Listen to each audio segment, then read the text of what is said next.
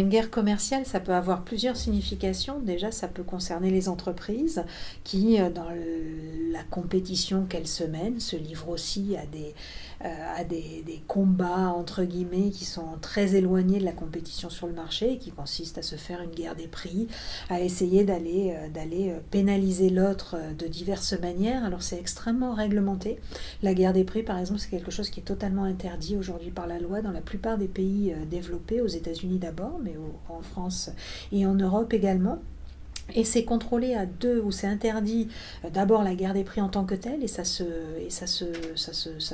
maîtrise. On considère qu'une entreprise est en situation de guerre des prix vis-à-vis de ses concurrents quand elle vend à perte. Donc vous avez possibilité pour une entreprise concurrente de porter plainte en disant ben voilà, cette entreprise vend à perte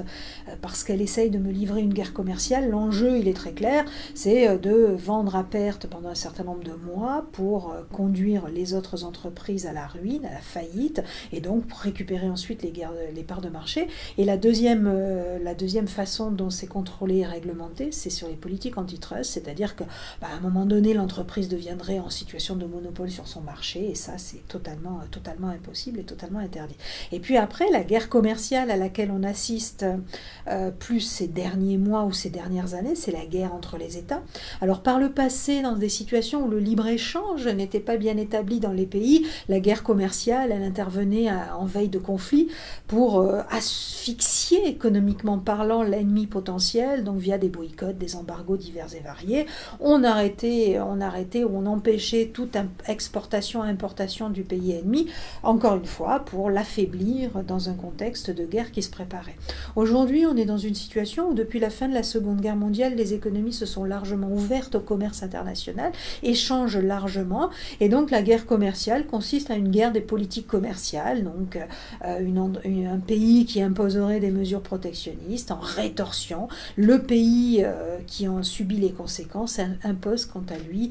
d'autres mesures protectionnistes. Alors il est bien évident que c'est une politique qui est non libre-échangiste, qui s'oppose au libre-échange, on est en guerre commerciale, on est dans des politiques protectionnistes, mais c'est une politique qui est extrêmement injuste, et c'est l'argument qu'avancent les militants du libre-échange. Pourquoi ? Imaginez le Bangladesh et les États-Unis, si demain le Bangladesh décide d'imposer une mesure protectionniste à des produits américains en considérant, pour diverses raisons d'ailleurs, peu importe les raisons, bien les mesures de rétorsion peuvent être extrêmement dramatiques pour le Bangladesh, parce que autant les États-Unis souffriront peu de la politique protectionniste du Bangladesh à leur encontre, autant à l'inverse, un pays comme le Bangladesh peut véritablement être asphyxié totalement par une rétorsion protectionniste de la part des États-Unis. Donc on est dans un contexte où tout le monde n'est pas à égalité,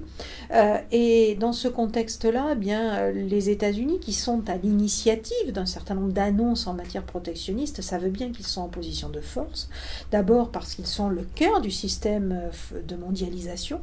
c'est par là que tout transite, que tout passe, et en particulier les transactions financières, parce que c'est le premier marché du monde, donc bien évidemment, rien que la menace d'une guerre commerciale fait extrêmement peur au reste du monde,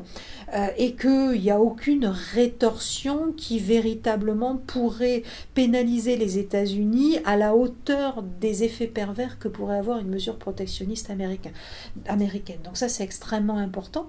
Faut bien se rappeler que les États-Unis ont une ouverture au reste du monde qui reste relativement limitée comparée à la Chine, comparée aux pays européens. La part des exportations ou des importations dans le PIB américain est inférieure à 10%, donc ça, ou autour de 10%, donc ça reste quand même quelque chose de très limité. Pas parce que les États-Unis sont protectionnistes, mais simplement parce que les États-Unis ont un marché intérieur qui est extrêmement dynamique.